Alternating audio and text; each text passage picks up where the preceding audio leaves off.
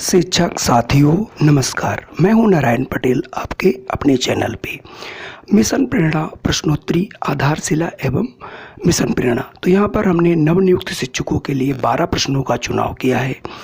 जो प्रश्न हमारे 75 जिलों में हर ब्लॉक में कहीं ना कहीं जरूर पूछे गए, मैंने उन्हीं प्रश्नों को रखा है। तो यहाँ पर हम आज से एक श्रृंखला शुरू कर रहे हैं। जो नवनियुक्त शिक्षक हुए हैं उन्हें इन प्रश्नों को आना ही चाहिए। अगर आप ये प्रश्न कर लेते हैं तो आपको होने वाली जो परीक्षाएं हैं, चाहे वो हमारा आधारशिला हो, चाहे वो ध्यानाकर्षण हो या फिर वो शिक्षण संग्रह हो, उसमें से प्रश्न आपको पूछे जाएंगे और आपको जल्द ही ये पुस्तकें विभाग द्वारा दी जाएंगी। इसमें जो भी बेसिक जानकारी है, चाहे वो मिशन प्रेरणा की हो या फिर ये जो तीनों पुस्तकें दी गई हैं जो हमें बच्चों को पढ़ाने में सहायक होंगी। तो आइए आज देखते हैं कौन से वो 12 प्रश्न हैं जो 75 जिलों में पूछे गए हैं। आप इन्हें पढ़ करके अपना ज्ञानार्जन कर सकते। तो पहला प्रश्न है, मिशन प्रेरणा का शुभारंभ कब हुआ? तो पहला ऑप्शन है 15 अगस्त 2019 को, या फिर 14 अगस्त 2019 को, या फिर 5 सितंबर 2019 को, या फिर 4 सितंबर 2019 को। तो इसका सही जवाब है 4 सितंबर 2019 को जो है मिशन प्रेरणा का शुभारंभ हुआ था। यानी शिक्षक दिवस के एक दिन जस्ट पहले, यानी 5 सितंबर 2019 से पहले 4 सितंबर 2019 को। मिशन प्रेरणा के अंतर्गत उत्तर प्रदेश के प्राथमिक विद्यालयों में बुनियादी शिक्षा को, यानी बुनियादी शिक्षा में भाषा और गणित को सुधारने के लिए मिशन प्रेरणा का शुभारंभ किया गया है। तो यहाँ पर दूसरा प्रश्न है, प्रेरणा लक्ष्य प्राप्त करने की नई तिथि क्या है? 31 दिसंबर 2022, 31 दिसंबर 2023, 31 जुलाई 2023, या फिर 31 मार्च 2023। तो इसके सबसे पहले समझने इसकी पुरानी तिथि क्या थी। तो इसकी जो पुरानी तिथि थी वो थी 31 मार्च 2022। कोरोना काल लग जाने के कारण अब जो है प्रेरणा लक्ष्य प्राप्ति की नई तिथि की घोषणा अभी अभी हुई है, वो हो गई है 31 मार्च 2023। यानी ये प्रेरणा लक्ष्य प्राप्त करने की जो नई तिथि है, इसके अंतर्गत हम सब के जो विद्यालय हैं उनमें प्रेरणा लक्ष्य की प्राप्ति हो जानी है। जो कक्षा 1 से 5 तक भाषा और गणित के, मतलब 5 भाषा के और 5 गणित के जो 10 लक्ष्य दिए गए, ये लक्ष्य आपको प्राप्त करने हैं और उसकी तिथि 31 मार्च 2023 को रखी गई। और इस पर हम डिटेल से आगे जो भी क्वेश्चन आएंगे उस पर चर्चा करेंगे कि ये प्रेरणा लक्ष्य क्या हैं और इन्हें कैसे प्राप्त किया जाना है। तीसरा प्रश्न बहुत इम्पोर्टेंट है, बाला क्या है? बाला एक मूवी भी थी, तो बाला मूवी नहीं है। यहाँ पर है building as a learning aid boundary as a learning aid base assessment through learning aid, इनमें से कोई नहीं। तो गवर्नमेंट का एक ऐसा सुझाव है कि हमारे यहाँ जो बिल्डिंग्स हैं उन बिल्डिंग्स में जो पुताई के बाद हम टीएलएम बनवाते हैं, तो उस दीवारों को, उसकी जो वातावरण है वो पूरा ऐसा होना चाहिए जिससे बच्चा कुछ सीख सके। यानी जो हमारी बिल्डिंग है उसके ऊपर हम ऐसी पेंटिंग कराएं, ऐसे लर्निंग आउटकम्स रख दें जिन्हें बच्चा स्वतः ही देखकर उनसे कुछ सीखने की प्रेरणा ले और उनसे कुछ न कुछ अवश्य सीखे। इसलिए यहाँ पर जो इसका सही उत्तर होगा वो होगा building as a learning aid. तो यहाँ से हमारा ऑप्शन पहला वाला बिल्कुल सही हो जाएगा। अगला हमारा प्रश्न है, बच्चे शून्य की अवधारणा को समझ पाएं, निम्न दक्षता का लर्निंग आउटकम कोड क्या है? तो मैं आपको बता दूं, यहाँ पर आपके समझ में नहीं आएगा। तो ये चूंकि शून्य की अवधारणा गणित की है, तो गणित को अंग्रेजी में मैथ्स कहते हैं, तो उसका एम ले लेंगे और जिस कक्षा की दक्षता होती है उस कक्षा को पहले लिखते हैं, पहले, यानी M1 हो जाएगा। उसके बाद 2 अंकों में दक्षता लिखी जाती है। तो ये कक्षा 1 में शून्य की अवधारणा में 9वीं जो है दक्षता है, तो लर्निंग आउटकम है, तो इसको लिखेंगे M1, यानी मैथमेटिक्स कक्षा 1 का, और 9वां लर्निंग आउटकम है तो लिख देंगे M109। तो यहाँ से तीसरा ऑप्शन बिल्कुल सही होगा। जब आप इसको थोड़ा सा पढ़ेंगे किताबों को, जो तीनों मिली हैं, आधारशिला, शिक्षण संग्रह और आपका जो है ध्यानाकर्षण। तो इस हिसाब से जब आप पढ़ेंगे तो आपको सारी चीज़ें हूबहू रटती चली जाएंगी।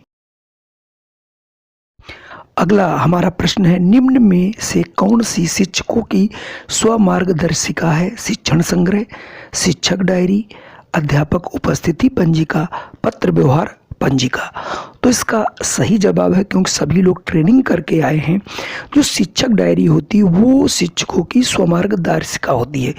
क्योंकि हम जब भी पढ़ाते हैं तो अपनी एक प्लानिंग बनाते हैं, 8 दिन का पूरा एक प्लान लिखते हैं, और उस प्लान पे जब हम चलते हैं तो उसमें ये देखते हैं कि कौन सी अवधारणा हमने आज बताई, उसमें कौन सा मुझे लर्निंग आउटकम मिला, किन किन बच्चों को नहीं मिल पाया, उनके लिए हमने क्या किया, आगे उनको बढ़ाएंगे, और फिर उन्हें अगर नहीं मिल पा रहा है तो उसके लिए हम कौन कौन सी अवधारणाओं का विकास करेंगे, कौन कौन से उसमें लर्निंग मटेरियल्स यूज करेंगे, या यूँ कहिए कौन कौन से हम TLM उसमें यूज करेंगे जिससे हमें वो लर्निंग आउटकम मिल सके। तो शिक्षकों के लिए जो शिक्षक डायरी है वो उनके लिए स्वमार्गदर्शिका होती है, और वो उनका अनुसरण करते हैं तो निश्चित तौर पे बच्चे बहुत अच्छे ढंग से सीख सकते हैं, और ये टीचरों को दर्शाता है कि उसने कितनी मेहनत की है और इस मेहनत से अपने बच्चों को कहाँ से कहाँ तक लाकर खड़ा कर दिया है। इसलिए यहाँ से आंसर आपका दूसरा हो जाएगा, शिक्षक डायरी।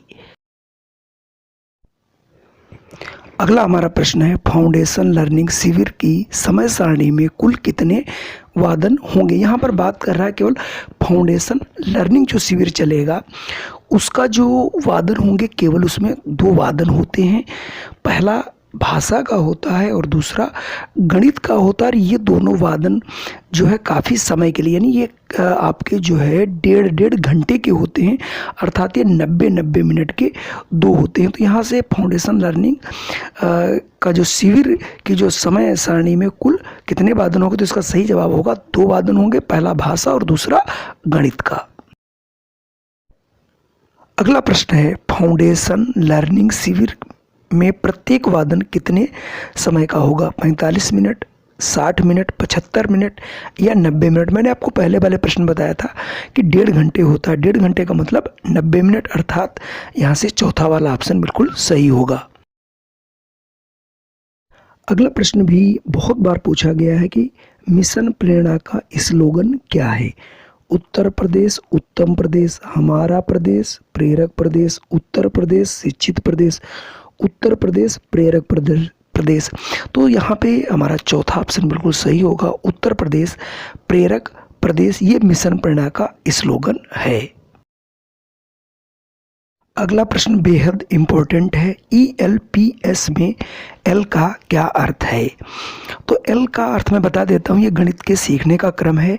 E से होता है एक्सपीरियंस, L फॉर होता है लैंग्वेज, P फॉर होता है पिक्चर और S फॉर होता है सिंबल। तो यहाँ से L का अर्थ पूछा जा रहा है, तो L का मतलब हो जाएगा यहाँ से लैंग्वेज, यानी दूसरा वाला ऑप्शन बिल्कुल सही होगा। और गणित के सीखने का ये सबसे सटीक और सबसे अच्छा तरीका है।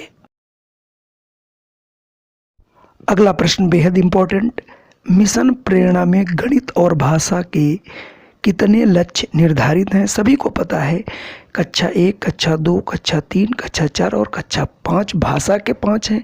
ठीक इसी प्रकार से गणित के 5 हैं, तो कुल मिला के 5 + 5 मिला के हो जाते हैं 10, यानी प्रेरणा लक्ष्य गणित और भाषा के लिए कुल 10 हैं। भाषा के लिए 5 और गणित के लिए 5। तो यहाँ से ऑप्शन संख्या दूसरा वाला बिल्कुल सही होगा। अगला हमारा प्रश्न भी बहुत इंपॉर्टेंट है, फाउंडेशन लर्निंग शिविर कितने दिन का होगा?